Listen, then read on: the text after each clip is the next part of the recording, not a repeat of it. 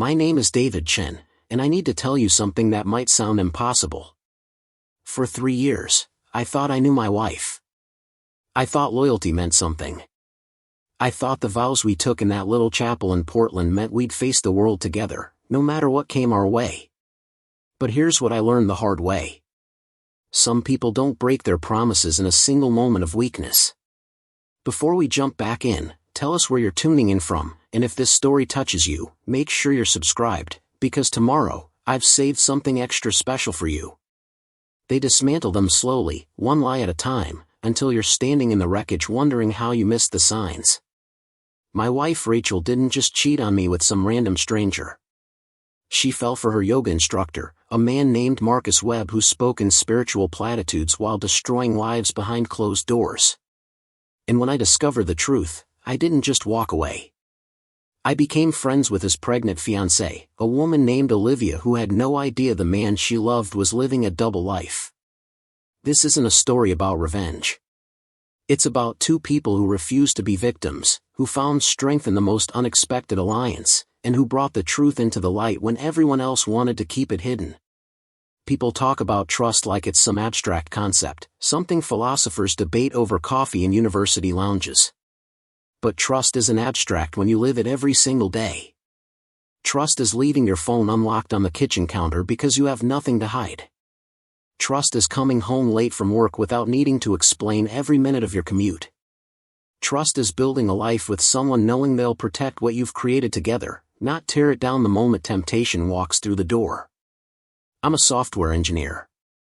I work for a mid-sized tech company in Portland, Oregon, writing code that keeps financial systems running smoothly. It's not glamorous work. Nobody makes movies about back-end developers debugging authentication protocols at 3 a.m. But it's honest work, and it pays well enough that Rachel never had to worry about bills or whether we could afford the life we wanted to build together. We met 5 years ago at a friend's barbecue in Southeast Portland.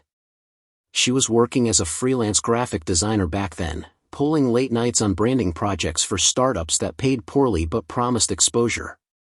I remember watching her talk about typography with the same passion most people reserve for their favorite sports teams. Her hands moved when she spoke, sketching invisible letters in the air, and her eyes lit up when she described the perfect kerning on a vintage poster she'd found at a thrift store. I fell for her intelligence first, then her laugh, then the way she saw beauty in details most people overlooked. Within 6 months, we were inseparable. Within a year, we were married in a small ceremony at a vineyard outside the city, surrounded by close friends and the kind of golden Oregon sunlight that makes you believe in fresh starts. For the first 2 years, everything felt solid. We settled into routines that felt like home. Sunday mornings meant sleeping in and making elaborate breakfasts together, her handling the French toast while I mastered the perfect over-easy eggs. Friday nights were for trying new restaurants in neighborhoods we hadn't explored yet, rating them on a scale we'd invented that factored in everything from ambience to whether the portions justified the price. We talked about kids someday, maybe in a few years when her design business had more stable clients and my career had progressed past the junior developer phase. We dreamed about buying a house with a backyard big enough for a garden and a dog, somewhere in the suburbs where the schools were decent and the commute wasn't soul-crushing. Those dreams felt real because we built them together, brick by brick, conversation by conversation. I trusted her with my future because she'd never given me a reason not to. The small gestures mattered to me. They always had. I'm not the kind of man who believes love is just about grand romantic declarations or expensive gifts. Love, the way I understood it, lived in the details. It was remembering that Rachel preferred her coffee with oat milk instead of regular because dairy made her feel sluggish. It was picking up her favorite dark chocolate bars from the specialty shop across town, even when I was exhausted from a long day of work. It was learning to fold fitted sheets the way her mother had taught her, just so she wouldn't have to redo them when I helped with laundry. When Rachel mentioned she'd been feeling stressed about work deadlines, I researched the best desk chairs for long hours and surprised her with one that had lumbar support and adjustable armrests. When her ancient laptop started freezing during client presentations, I built her a custom desktop with enough processing power to handle the most demanding design software without lag. These weren't grand gestures meant to impress anyone. They were investments in our partnership, proof that I was paying attention to her needs even when she didn't explicitly ask for help. I thought that kind of attentiveness built something unbreakable. I thought it meant we were growing together instead of drifting apart. What I didn't realize was that while I was focused on strengthening what we had, Rachel was already looking elsewhere for something I apparently couldn't provide. It started innocently enough, or at least that's how Rachel framed it. About 8 months ago, she came home from meeting a friend for lunch and announced she'd signed up for yoga classes at a studio called Zenith Flow in the Pearl District. She'd been complaining about back pain from sitting at her desk for hours, and her friend swore that yoga had transformed her posture and energy levels. I encouraged it. I'm not the jealous type who needs to monitor my partner's every activity. If yoga made her feel better physically and mentally, then it was worth the monthly membership fee. She started going 3 times a week, Monday and Wednesday evenings, Saturday mornings. The schedule was consistent, predictable, the kind of routine that didn't raise any red flags. At first, the changes seemed positive. Rachel came home from class glowing, talking about how much stronger she felt, how the breathing exercises helped her manage stress. She started using terms I didn't fully understand, talking about chakras and energy flow and the mind-body connection. I listened and nodded, genuinely happy that she'd found something that brought her joy. She bought new yoga outfits, expensive leggings and sports bras in colors that made her feel confident. She started meal prepping on Sundays, making Buddha bowls and smoothies packed with ingredients I'd never heard of. She talked about the yoga community like it was a revelation, how everyone was so supportive and non-judgmental, how the instructor really understood what people needed. The instructor. Marcus Webb. That name started appearing in our conversations with increasing frequency. Marcus says we hold trauma in our hips. Marcus believes Western medicine ignores the spiritual component of healing. Marcus thinks I have a natural gift for advanced poses. I should have paid more attention to how often she mentioned him, how her voice changed slightly when she said his name, softer, more reverent, like she was talking about someone who held answers to questions she hadn't even asked yet. But I was buried in a major project at work, pulling 12-hour days to meet a deadline for a client who kept changing specifications. I was too tired to notice the warning signs hiding in plain sight. Looking back, I can pinpoint the exact moment things shifted, though I didn't recognize it at the time. It was a Wednesday evening in late spring. Rachel came home from yoga later than usual, her hair still damp from the shower at the studio, wearing that dreamy expression I used to see after our best dates. She sat on the couch next to me while I reviewed code on my laptop, and instead of asking about my day like she normally did, she launched into a story about how Marcus had helped her finally nail a headstand she'd been struggling with for weeks. The way she described it, his hands on her hips, guiding her balance, his voice in her ear telling her to trust herself, to let go of fear. The story went on for 10 minutes, every detail preserved like she was describing a religious experience. And when she finished, she looked at me with this expectant expression, like she wanted me to understand the profound significance of what she'd just shared.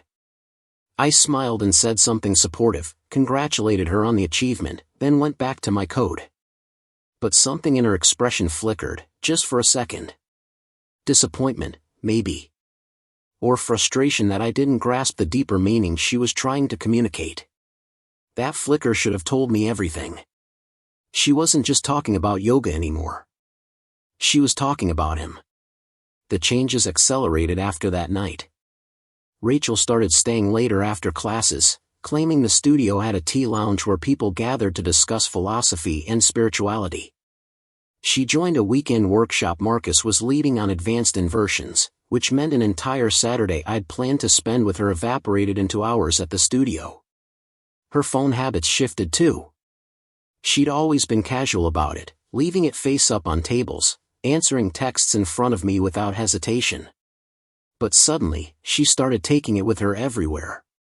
Bathroom, bedroom, even just to grab water from the kitchen. The screen was always angled away from me when she typed. Notifications were silenced. When I asked about it once, casually, she laughed it off. Some of the yoga community uses a private group chat for scheduling and motivation. You wouldn't be interested in the conversations. Preparing and narrating this story took us a lot of time, so if you are enjoying it, subscribe to our channel, it means a lot to us. Now back to the story. They're pretty niche. I let it go. Trust, right? That's what we'd built our marriage on. But trust requires honesty from both sides, and Rachel had already stopped being honest long before I realized the game had changed. The intimacy between us began to fade in ways that were hard to quantify but impossible to ignore. We still shared a bed, still went through the motions of daily life together, but something essential had leaked out of our connection. She stopped initiating conversations about our future, stopped asking about my work projects with genuine curiosity, stopped suggesting new restaurants or weekend trips.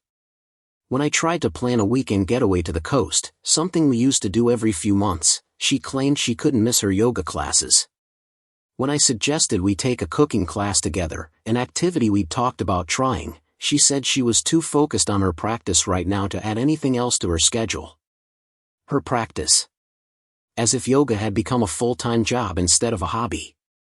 Our physical connection deteriorated just as noticeably. The easy affection we'd always shared, the casual touches while passing in the kitchen, the goodnight kisses that sometimes turned into more, all of it evaporated. She started going to bed earlier, claiming the yoga drained her energy. She showered immediately after coming home from class, even though she'd already showered at the studio. When I tried to initiate intimacy, she had excuses ready. Too tired. Not feeling well.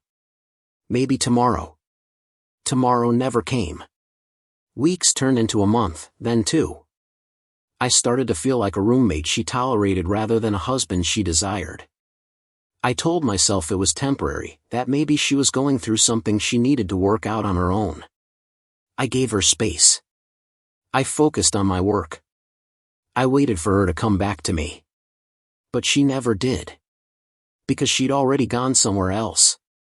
Marcus Webb was everything I wasn't, at least on the surface. Where I was analytical and practical, he was spiritual and intuitive. Where I wore button-downs and spent my days staring at screens, he wore loose linen pants and spent his time helping people achieve enlightenment through physical practice. Where I dealt in logic and evidence, he dealt in energy and feeling. I didn't meet him until about 2 months into Rachel's yoga obsession. She'd mentioned the studio was hosting a community event, a potluck and philosophy discussion open to members and their partners. She asked if I wanted to come, and I agreed, curious to see this place that had become such a central part of her life. Zenith Flow occupied a renovated warehouse space with exposed brick walls and floor-to-ceiling windows that flooded the room with natural light. Everything was carefully curated to project serenity. Bamboo floors, potted plants in every corner, the faint smell of sandalwood incense, instrumental music playing just loud enough to fill the silence without demanding attention. Marcus held court in the center of the room, surrounded by a circle of devoted students who hung on his every word. He was in his mid-30s, tall and lean with the kind of effortless flexibility that comes from years of practice. His dark hair was pulled back in a small bun, and he had the kind of carefully maintained stubble that probably required more effort than my clean-shaven routine. When Rachel introduced us, his handshake was firm but brief, his eye contact intense in that way people use when they want you to think they're seeing into your soul. He spoke in a measured tone, every sentence deliberate, as if he was imparting ancient wisdom instead of making small talk. He asked what I did for work. When I mentioned software engineering, he nodded slowly and said something about how technology disconnects us from our authentic selves, how important it is to find practices that ground us in our bodies. It was a polite dismissal wrapped in spiritual language, a way of marking his territory as superior. I watched how Rachel looked at him when he spoke, the way her attention focused completely on his words, the slight flush in her cheeks when he complimented her progress. I watched how he touched her shoulder when emphasizing a point, how his hand lingered just a fraction longer than necessary.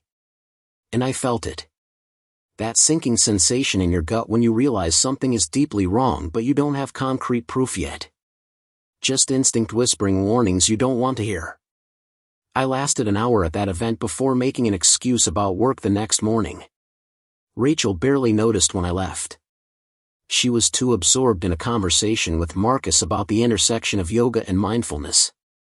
On the drive home, I tried to convince myself I was overreacting, that my discomfort was just insecurity about a world I didn't understand. But deep down, I knew better. I'd seen enough to recognize danger when it was staring me in the face. The breaking point came on a Saturday morning in July. Rachel had left for an early class, kissing me on the forehead while I was still half asleep, whispering something about a special workshop that would run longer than usual. I drifted back to sleep, planning to use the quiet morning to catch up on household tasks. But an hour later, my phone rang.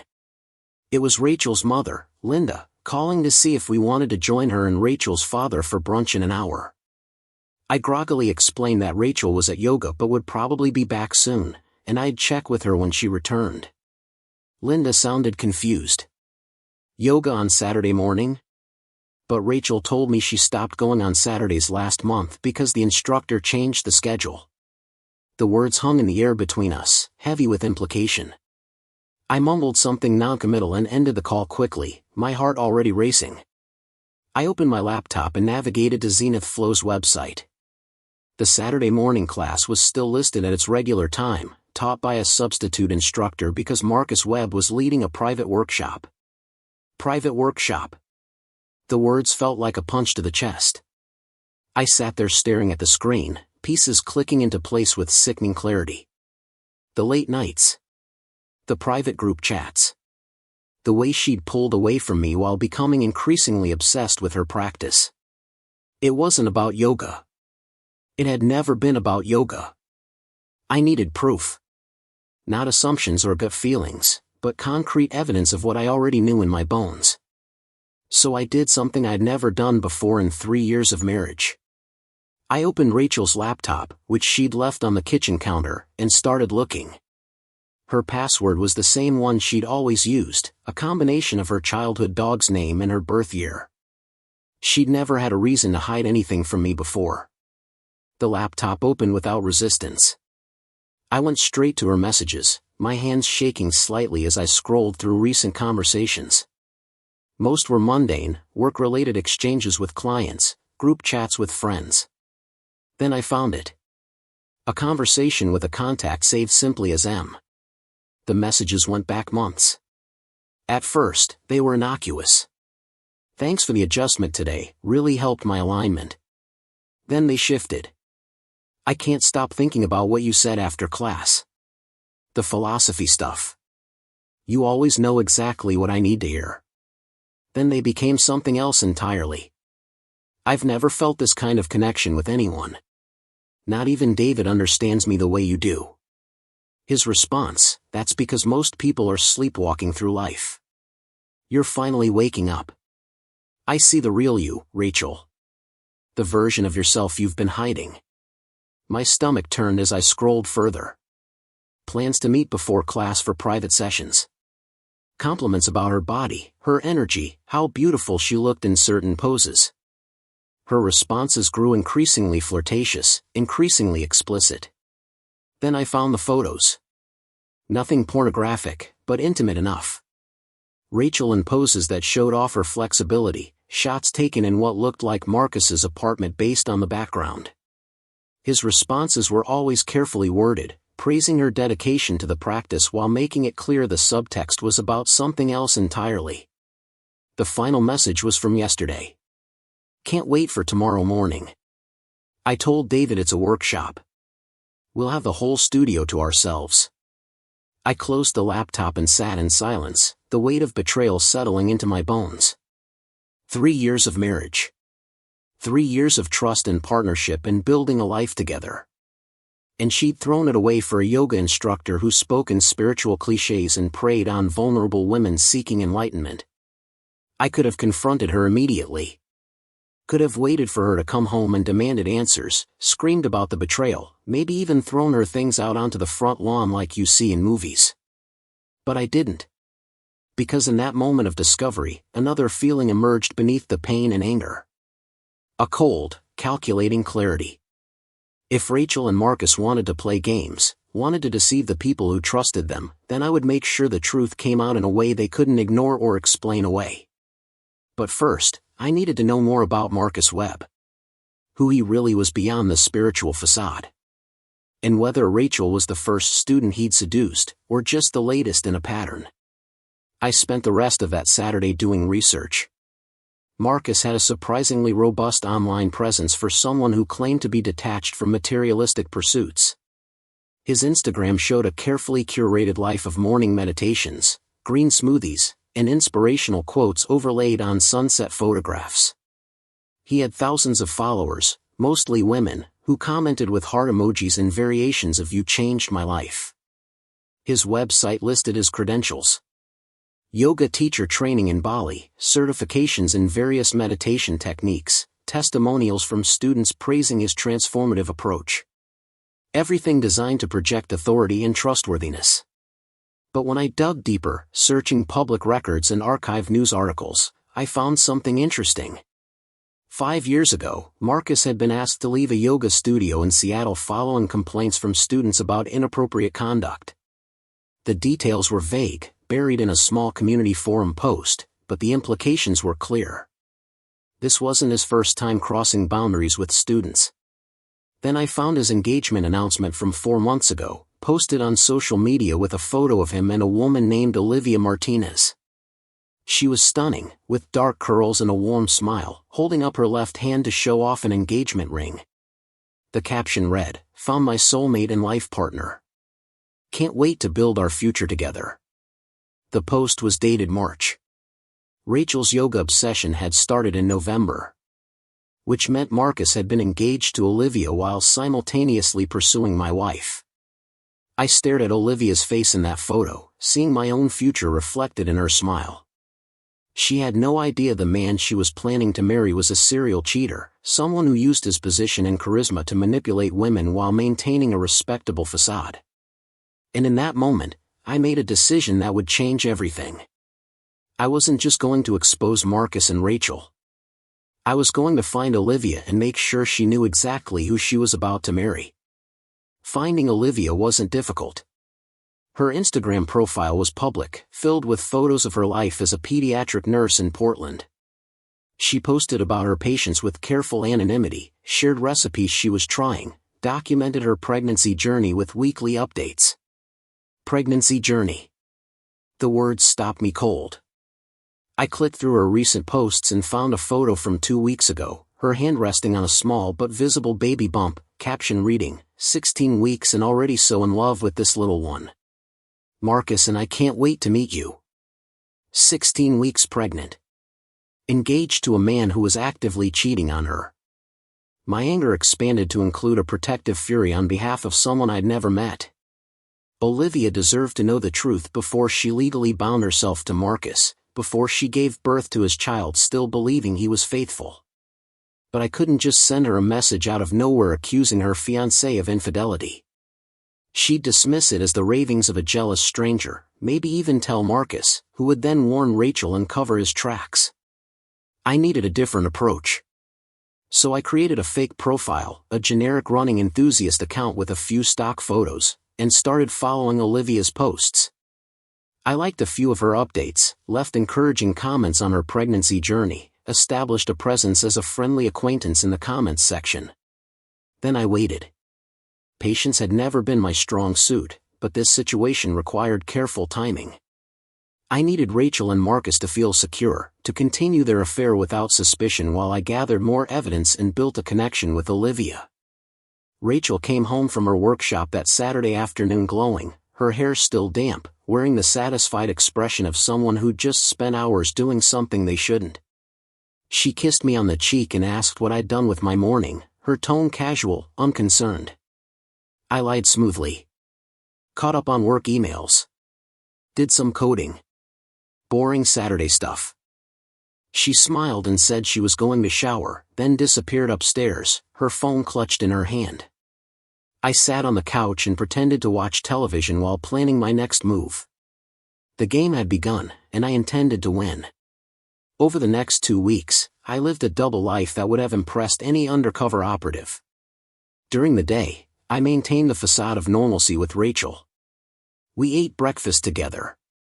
We talked about mundane things like grocery lists and weekend plans. We existed in the same space while occupying completely different realities. She had no idea I knew. No idea that every smile she gave me felt like a knife sliding between my ribs. No idea that when she kissed me goodbye before heading to yoga, I was counting down the hours until I could gather more evidence of her betrayal.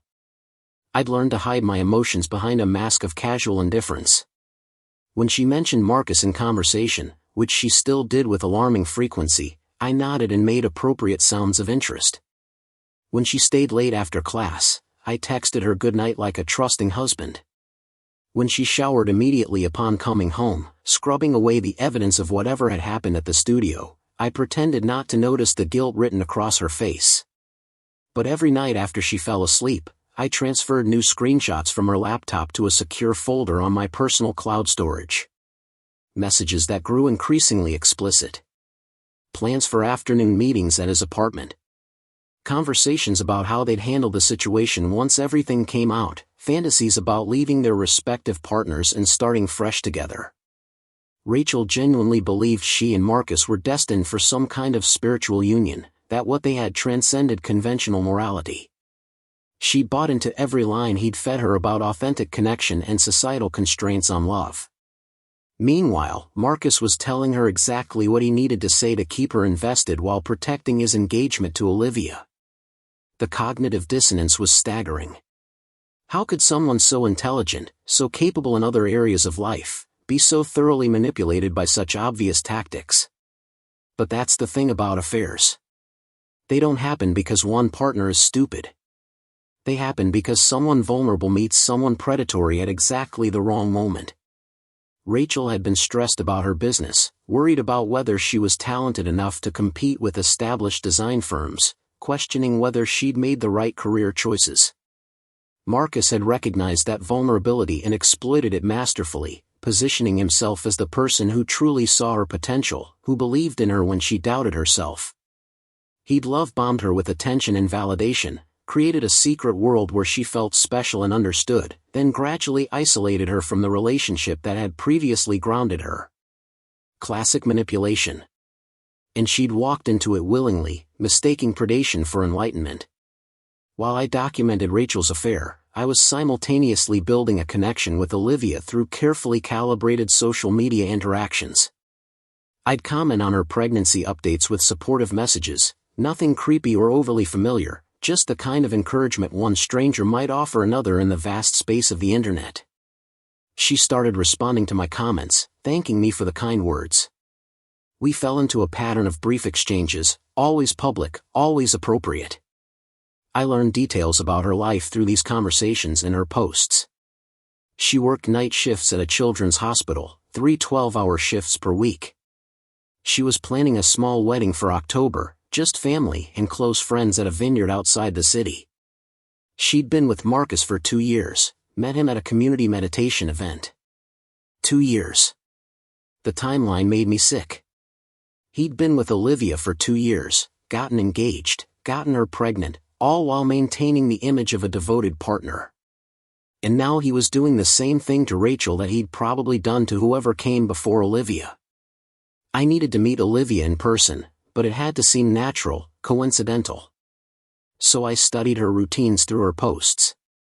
She frequented a coffee shop near the hospital for her pre-shift ritual, always posting photos of her elaborate drink orders with timestamps that revealed her schedule. On a Wednesday evening, I drove to that coffee shop and waited. Olivia arrived 20 minutes later, exactly when her posts had suggested she would. She was even more striking in person, her pregnancy giving her an ethereal glow that made Marcus's betrayal seem even more monstrous. I watched her order, then deliberately fumbled my own order at the counter, creating a minor backup in the line.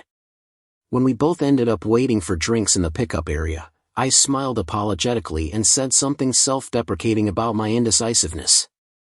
She laughed, warm and genuine, and that simple interaction was enough. We chatted for a few minutes about nothing important, the kind of small talk strangers make while waiting for coffee. I introduced myself as David, mentioned I worked in tech, kept everything vague and friendly. Before she left for her shift, she said it was nice to meet me, and I echoed the sentiment. A seed planted. Nothing more. Just two people who'd shared a brief moment of pleasantness in a coffee shop. But now I had a foundation to build on. Rachel's affair was escalating in ways that made my evidence gathering both easier and more painful. She'd started lying about work commitments, claiming she had client meetings that required evening availability. I'd check her calendar later and find nothing scheduled. She began taking phone calls in the bathroom with the shower running, thinking the noise would cover her voice. But our apartment had thin walls, and I could hear her end of conversations even if I couldn't make out specific words. The tone was unmistakable. Intimate. Secretive. The voice of someone who thought they were getting away with something. Her emotional distance had evolved into something colder. We were roommates now, nothing more. She'd stopped even pretending to be interested in my life, stopped asking about work or making plans for our future together. When I tried to initiate deeper conversations, she'd shut them down with claims of exhaustion or stress. The final piece of evidence I needed came from an unexpected source. Marcus had been sloppy. He'd taken Rachel to his apartment multiple times, and apparently, one of his neighbors had noticed. That neighbor happened to be a guy named Tom who'd gone to college with someone on my development team. Tom had mentioned it to my colleague during a happy hour, just casual gossip about the yoga instructor in his building who seemed to have a revolving door of women visiting while his pregnant fiancée was at work. My colleague, knowing I was married to someone who did yoga, had mentioned it to me as a funny coincidence. My blood had run cold during that conversation, but I'd played it cool, laughed it off, then immediately contacted Tom through LinkedIn with a fabricated story about writing an article on the Portland yoga community. He'd been happy to chat, mentioning Marcus by name, describing Rachel perfectly without knowing who she was. Tom's observations gave me external corroboration of what the messages had already proven. Rachel and Marcus weren't just having an emotional affair. They were actively sleeping together, had been for months, likely since that first Saturday workshop when she'd lied about the schedule change. I thanked Tom for his time, saved the conversation, and added it to my growing file. I now had everything I needed. Message screenshots with timestamps. External witness testimony. A clear timeline of lies and deception.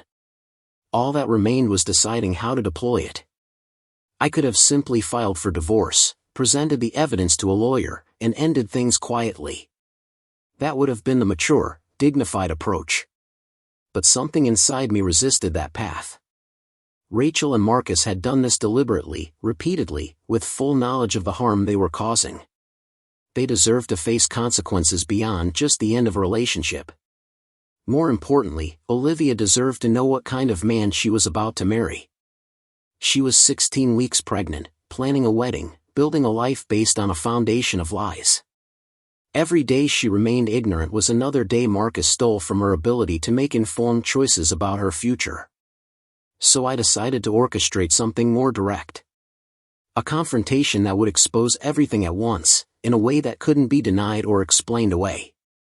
But first, I needed to establish a real connection with Olivia, something beyond casual coffee shop encounters and social media comments. Fate, or perhaps just good planning, provided the opportunity sooner than expected. Olivia had posted about joining a prenatal yoga class at a studio across town, mentioning she needed community support from other expecting mothers since Marcus's schedule kept him busy most evenings. The irony of her taking prenatal yoga while her fiancé cheated with a student from his own studio wasn't lost on me. But it gave me an opening. I created a reason to be in that neighborhood at the time her class ended, positioned myself at a nearby park where I knew she'd walk past, and waited. When Olivia appeared, yoga mat slung over her shoulder, I waved like I'd just happened to notice her. She recognized me immediately, smiled with pleasant surprise, and we fell into conversation naturally. I asked about the class, mentioned I'd been thinking about trying yoga myself for flexibility and stress relief. She was enthusiastic in her response, talking about how much the practice had helped her during pregnancy, how the breathing techniques were preparing her for labor.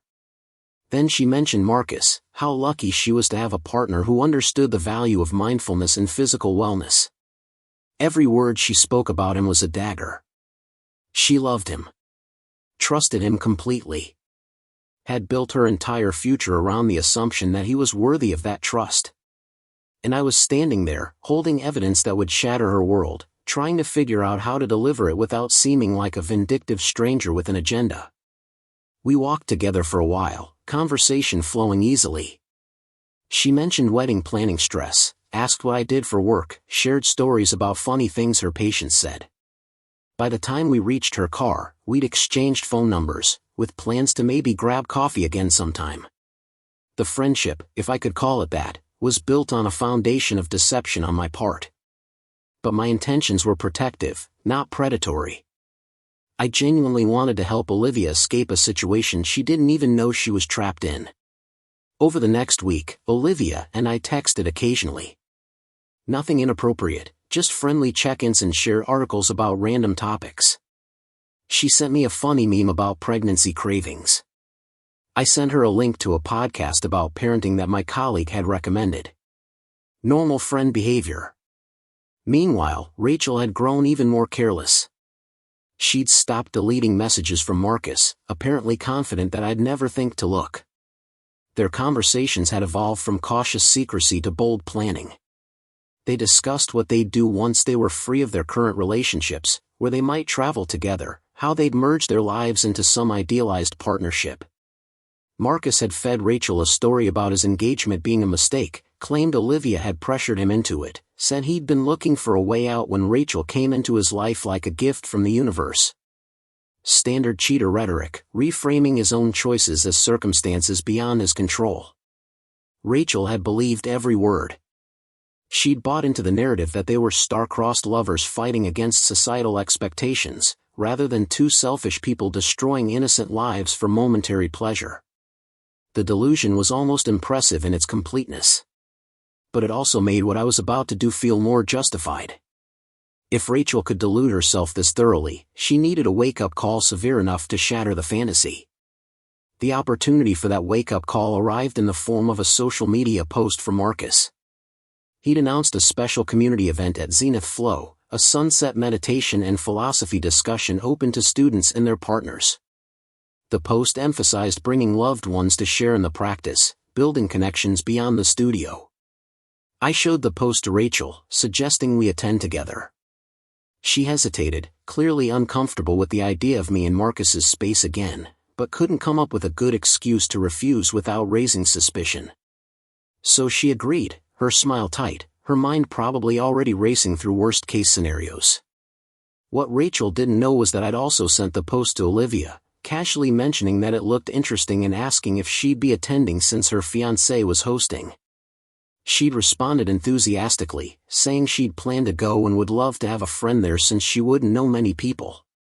The stage was set. In 3 days, Rachel, Marcus, Olivia, and I would all be in the same room. And I would make sure the truth came out in a way none of them could escape. I spent those 3 days preparing. Not just emotionally, though I definitely needed to steel myself for what was coming, but practically. I printed out selected message exchanges between Rachel and Marcus, choosing the most damning ones, the conversations that left no room for alternative interpretation. I organized them chronologically, creating a narrative even someone in denial couldn't dismiss. I also compiled Marcus's history, the complaints from Seattle, the timeline of his relationship with Olivia overlapping with his pursuit of Rachel, screenshots of his social media posts declaring love for Olivia while simultaneously messaging my wife about their spiritual connection. Everything was stored on my phone, ready to display at the right moment. I'd also forwarded copies to my email and cloud storage, ensuring that even if someone tried to grab my phone or delete the evidence, backup copies existed. The night before the event, Rachel was anxious. She kept checking her appearance in the mirror, changing outfits multiple times, clearly stressed about the optics of having her husband and her affair partner in the same space. I pretended not to notice, acting like I was looking forward to learning more about her yoga practice. We drove to Zenith Flow in silence, Rachel staring out the window, me focused on the road and the plan forming in my mind. I'd debated different approaches, considered various ways to reveal the truth. Public confrontation had the advantage of witnesses, made it harder for Marcus and Rachel to control the narrative afterward. But it also risked making me look unhinged, potentially alienating Olivia before she understood what was happening. I'd settled on a middle path. Let them think everything was normal, build to a moment where the evidence spoke for itself, then let the consequences unfold naturally. No screaming, no dramatic accusations, just facts delivered clearly and calmly. The studio was already crowded when we arrived, students mingling in small groups, partners awkwardly holding drinks and trying to look comfortable in a space that wasn't designed for them. Marcus worked the room like a politician, stopping to chat with everyone, his hand frequently resting on Rachel's shoulder when he greeted us, a possessive gesture disguised as friendly warmth. Rachel's face flushed when he touched her, a tell so obvious I wondered how I'd missed it before. Or maybe I hadn't missed it. Maybe I'd just chosen not to see what was right in front of me until I couldn't avoid it anymore. Olivia arrived 20 minutes later, and the moment she walked in, everything shifted. Marcus's confident smile faltered for just a second when he saw her, replaced by something that looked almost like fear. But he recovered quickly, crossing the room to greet her with a kiss and a hand on her belly, playing the devoted fiancé for the crowd. I watched Rachel watch them, saw the flash of jealousy and confusion cross her face. Marcus had told her his relationship with Olivia was basically over, that they were only staying together for appearance's sake until after the baby came. But the way he touched Olivia, the tenderness in his expression when he looked at her, contradicted everything he'd claimed. For the first time, I saw doubt flicker in Rachel's eyes. A crack in the fantasy. Olivia spotted me and waved, making her way over with Marcus in tow. She introduced him to me as if we'd never met, which technically we had but only briefly. Marcus shook my hand with that same intense eye contact, and I fought the urge to break his fingers. Instead, I smiled and made small talk, mentioned that Rachel had been raving about his classes, how much the practice had changed her life. He ate up the compliment, launching into a monologue about the transformative power of yoga and mindfulness. Olivia stood beside him, beaming with pride at her fiancé, occasionally rubbing her belly in that unconscious way pregnant women do. And Rachel stood on my other side, rigid with discomfort, probably calculating whether she could escape to the bathroom and text Marcus a warning. But I didn't let her.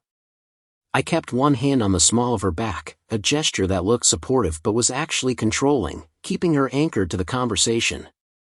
She was going to see this through whether she wanted to or not. The meditation portion of the evening was excruciating.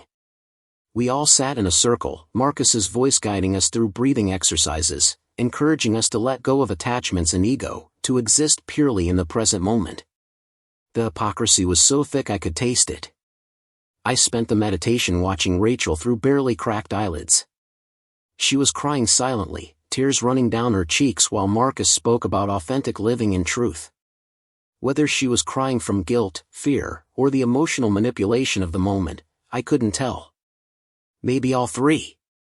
When the meditation ended, Marcus transitioned into the philosophy discussion, posing questions about the nature of connection and love. People shared their thoughts, each trying to sound more enlightened than the last. It was the perfect moment for what I needed to do. I raised my hand. Marcus called on me with a smile, probably expecting some softball question about beginner poses or stress management. Instead, I said, I have a question about authenticity and truth in relationships. How do we reconcile the gap between what we claim to value and how we actually behave? The room went quiet, sensing the shift in energy even if they didn't understand its source. Marcus maintained his smile but his eyes were wary. That's a profound question. I think we're all on a journey toward alignment between our values and actions. It's not about perfection, it's about awareness and growth. I nodded slowly. Right. So when someone claims to value honesty and authentic connection but is actively lying to multiple people they claim to love, would you say that's a failure of awareness? Or just hypocrisy? The smile disappeared. Rachel grabbed my arm, her nails digging into my skin. David, what are you doing? I pulled out my phone, opened the folder of screenshots, and held it up for the room to see. I'm bringing awareness to a situation that's been hidden in darkness for months. Marcus stood up, his face going pale. This isn't the time or place for whatever personal issue you're having. You're right, I said calmly. This should have been handled privately. But since you've built your entire brand on transparency and authentic living, I figured you'd appreciate the opportunity to practice what you preach in front of your community. I turned to Olivia, whose confusion was morphing into alarm. Olivia, I'm sorry you have to find out this way. I tried to think of a better approach, but there isn't one. Marcus has been having an affair with my wife Rachel for the past 8 months. They've been meeting at his apartment, planning a future together, all while you've been planning your wedding and preparing for your child. The room exploded into shocked murmurs. Olivia stared at me like I'd spoken in a foreign language, her hand instinctively protecting her belly. Marcus moved toward her, but I stepped between them, holding out my phone. I have messages, timestamps, witness testimony from your neighbor Tom who noticed the pattern of women visiting while Olivia worked nights. Everything is documented. This isn't speculation or jealousy. It's fact. Rachel was openly sobbing now, but I couldn't bring myself to care. She'd made her choices. Now she'd face the consequences. Olivia's voice was small, broken. Marcus? He didn't answer immediately, his mind clearly racing through possible explanations, ways to salvage the situation. But there were none. The evidence was too clear, too extensive. Finally, he tried the only card he had left. This is a misunderstanding. Rachel and I have been working through some deep emotional issues that surfaced during her practice. It's therapeutic, not romantic.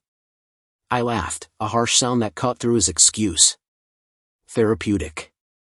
Is that what you call the messages where you tell her she's the most beautiful woman you've ever touched? Where you discuss what positions work best in your apartment? Where you plan weekend trips together?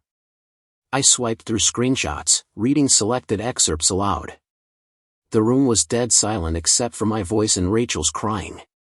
Each message I read drove another nail into the coffin of Marcus's carefully constructed image.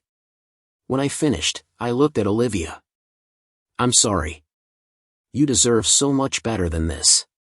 You deserve a partner who respects you, who honors the commitment they made, who doesn't prey on vulnerable students while you're carrying his child. Olivia stood up slowly, her movements careful, deliberate. She walked over to Marcus, stared at him for a long moment, then removed her engagement ring and placed it on the floor between them. Don't contact me, she said, her voice steady despite the tears streaming down her face. My lawyer will be in touch about custody arrangements. Then she turned to me. Thank you for telling me. I know this couldn't have been easy. She walked out of the studio with her head high, leaving chaos in her wake. Students were gathering their things, shooting disgusted looks at Marcus, murmuring among themselves. The community he'd built was disintegrating in real time. Rachel grabbed my arm again, desperate. David, please, can we talk privately? I looked at her, this woman I'd loved for 3 years, who I'd trusted with my future, who I'd believed was my partner in building a life. And I felt nothing. The betrayal had burned through love and anger, leaving only emptiness. There's nothing to talk about, I said quietly. I've already filed for divorce. The papers will be served tomorrow. You have 2 weeks to move out of the apartment. Everything you need to know is in the documents. Her face crumpled. You can't just end 3 years like this. I didn't end it, Rachel. You did. 8 months ago, when you decided Marcus Webb and his empty spiritual platitudes were worth more than our marriage. I'm just making it official. I walked out of Zenith Flow for the last time, leaving Rachel sobbing in the ruins of her fantasy, Marcus scrambling to explain himself to the remaining students, and Olivia hopefully on her way to building a better life without either of them. The night air felt clean after the suffocating atmosphere inside. I got in my car and drove home, feeling lighter than I had in months. The hard part was over. Now came the work of actually rebuilding.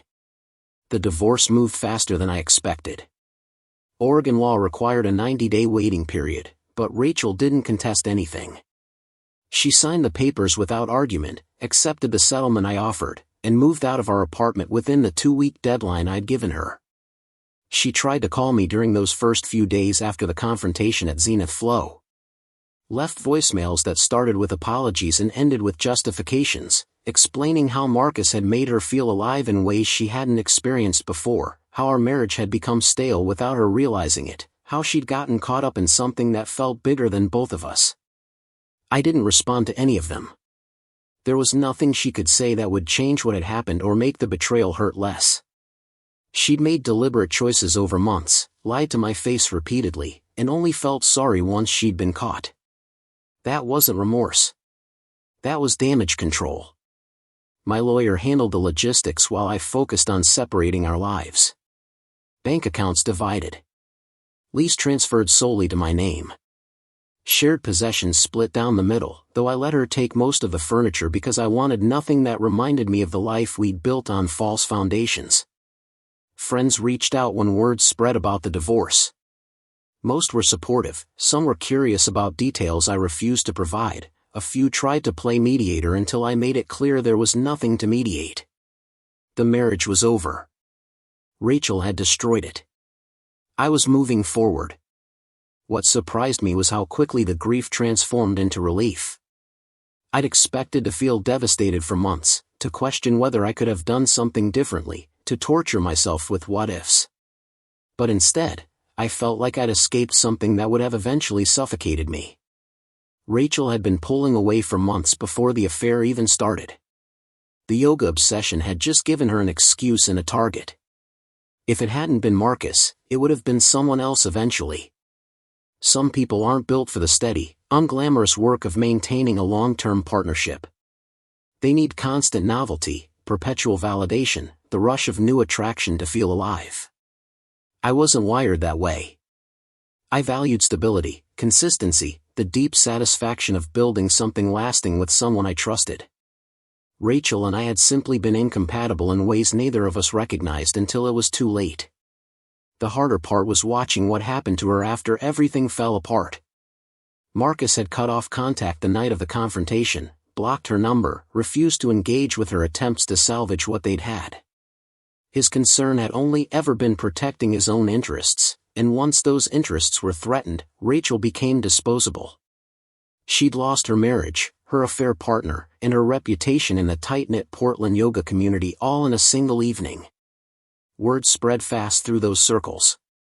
Students who'd attended the event shared the story, Marcus's behavior became known, and Rachel was forever marked as the woman who'd participated in destroying a pregnant woman's relationship. Her design business took a hit too. Several clients quietly dropped her, not wanting to be associated with the scandal. She moved in with a friend temporarily, then found a small studio apartment in a less desirable neighborhood. Her social media presence, once filled with inspirational quotes and carefully curated photos, went dark. I heard these updates through mutual acquaintances, people who felt compelled to keep me informed even though I'd made it clear I wanted nothing to do with her life anymore. Part of me felt a grim satisfaction watching karma work itself out. But mostly, I just felt tired. The emotional energy required to sustain anger and resentment was exhausting. Eventually, I stopped asking about her, stopped checking to see if mutual friends had posted anything that might reference her, stopped caring about what consequences she faced. She'd made her choices. She'd live with them. That was enough. Marcus Webb's fall was more dramatic and public than Rachel's. Within days of the confrontation, former students started coming forward with their own stories. Women who'd felt uncomfortable with his boundary crossing during adjustments, who'd received inappropriate messages after class, who'd been pressured into private sessions that became uncomfortably intimate. The Seattle complaints I'd uncovered were just the tip of the iceberg. Marcus had a pattern spanning years, moving from city to city when situations became too complicated, reinventing himself with each relocation, using his spiritual authority to manipulate vulnerable people. Local yoga studios blacklisted him. His teaching certifications were revoked after formal complaints to the governing organizations. The social media following he'd cultivated turned against him, his comment sections filling with accusations and demands for accountability. He tried to defend himself initially, posting a long statement about misunderstandings and the complexity of human connection. But the evidence was too extensive, the pattern too clear. Within a week, he deleted all his social media accounts and disappeared from public view. I heard through Olivia that he'd moved back to California, where his family lived, trying to rebuild some semblance of a life away from the wreckage he'd created in Portland. But his reputation followed him. A simple internet search of his name brought up articles about the scandal, forum posts detailing his predatory behavior, warnings to other studios considering hiring him. He'd built his identity around being a spiritual teacher, someone who helped others find enlightenment and authentic living. Now he was permanently marked as a fraud and a manipulator. The career he'd spent years cultivating was finished. I couldn't summon much sympathy. He'd knowingly hurt multiple people, exploited his position of authority, lied to everyone who trusted him. The consequences were proportional to the harm he'd caused. My friendship with Olivia deepened in ways I hadn't anticipated. She'd thanked me that night at Zenith Flow, but in the weeks after, she reached out to express deeper gratitude for exposing Marcus before the wedding, before she'd legally bound herself to someone so fundamentally dishonest. We met for coffee regularly, conversations that started about the practical realities of becoming a single parent and expanded into broader discussions about trust, healing, and rebuilding after betrayal. She was remarkably resilient, channeling her pain into preparation for the baby, researching co-parenting strategies, consulting lawyers about custody arrangements that would protect her child while acknowledging Marcus's parental rights. She refused to let bitterness consume her. When I asked how she managed to stay so composed, she said something that stuck with me. I could spend the next year being angry at Marcus for wasting 2 years of my life. Or I could accept that those 2 years taught me exactly what I don't want in a partner, and use that knowledge to build something better.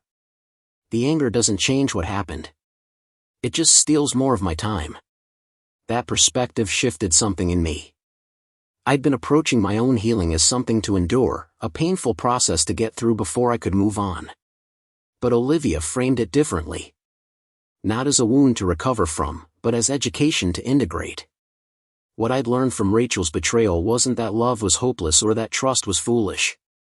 It was that I needed to pay better attention to red flags, to value actions over words, to choose partners whose values actually aligned with mine rather than hoping proximity would create compatibility.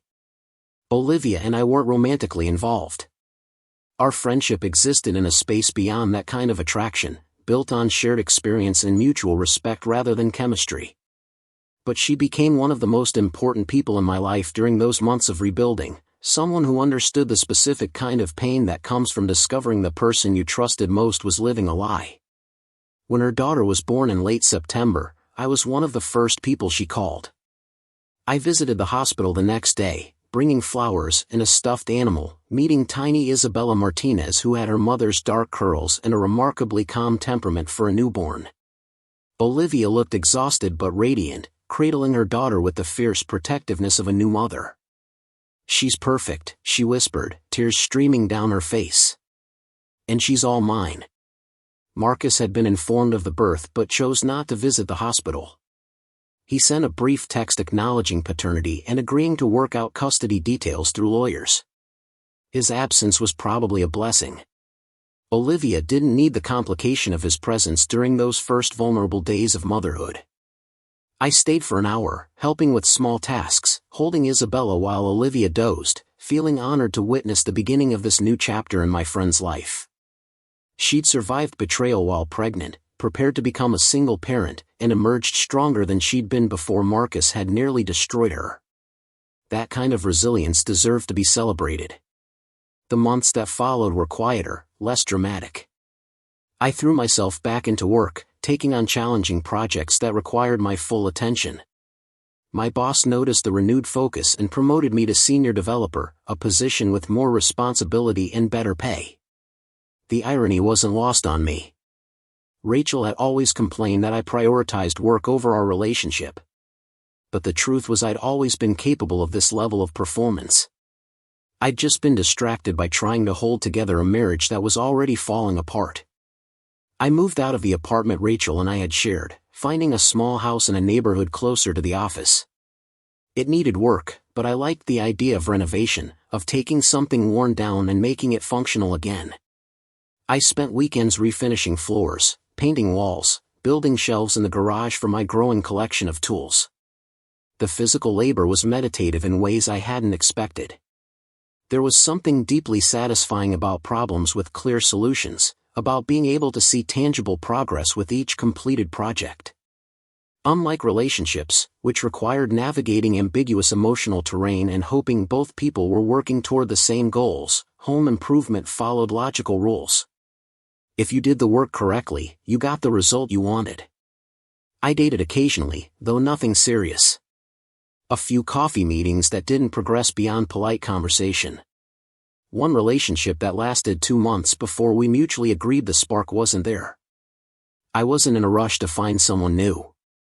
The experience with Rachel had taught me the importance of really knowing someone before committing, of watching how they handled stress and disappointment, of ensuring their actions matched their words over sustained periods.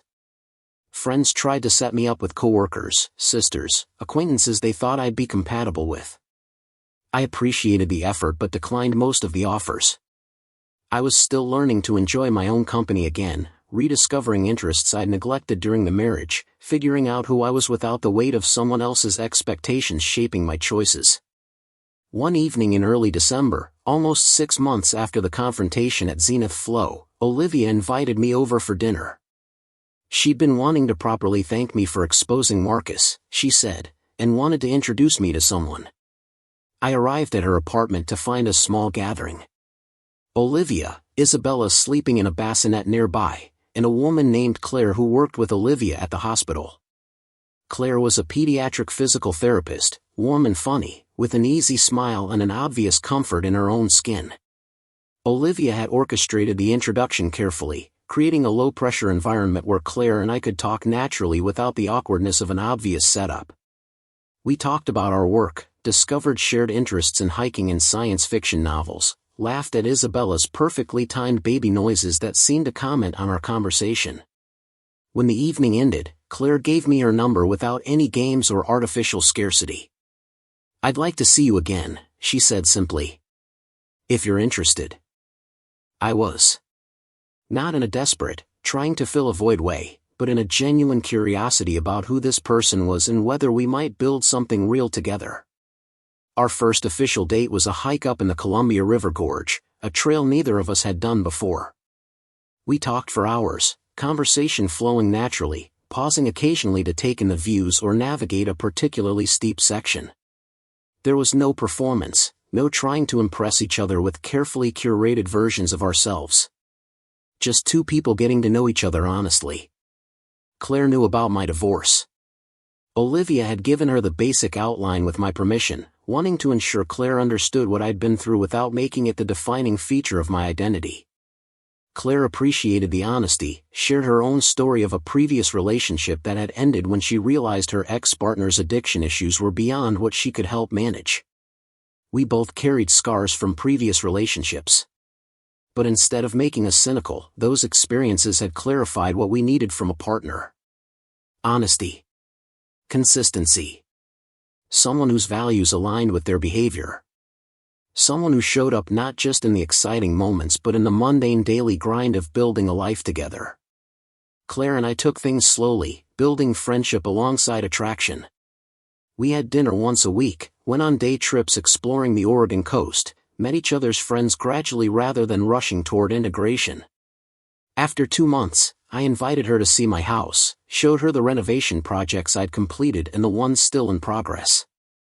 She walked through each room, asking questions about my process, admiring the craftsmanship, then turned to me with a thoughtful expression.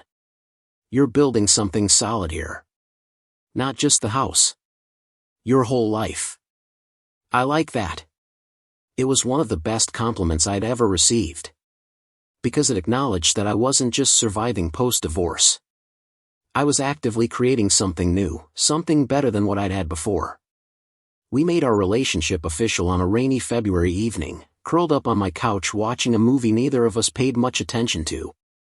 There was no dramatic declaration, no grand gesture. Just Claire turning to me and saying, "I want this. Us." If you do too. I did. Completely and without reservation. The contrast between my relationship with Claire and my marriage to Rachel was stark.